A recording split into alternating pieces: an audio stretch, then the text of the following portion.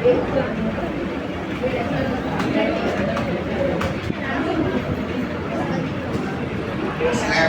warahmatullahi wabarakatuh. Waalaikumsalam warahmatullahi wabarakatuh.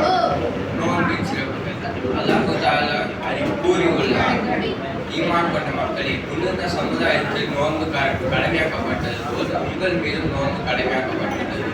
அதனால் நீங்கள் பயபக்தியுடையவர்களாக ஆவீர்கள்.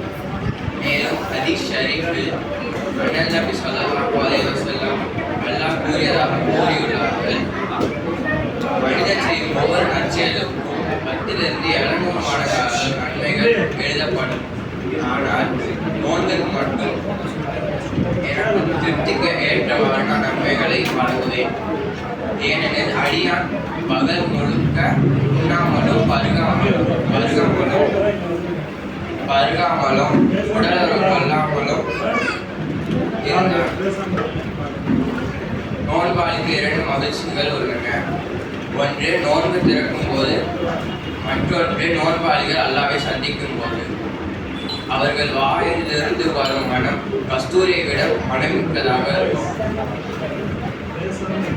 நபி ஸல்லல்லாஹு அலைஹி வஸல்லம் அவர்கள் கூறியுள்ளார்கள், தக்க காரணமின்றி ஒரு நோன்பை விடுபவர் அவர்கள் வாழ்நாள் முழுக்க நோன்பு நோற்றாலும் அதற்கு ஈடாகாது.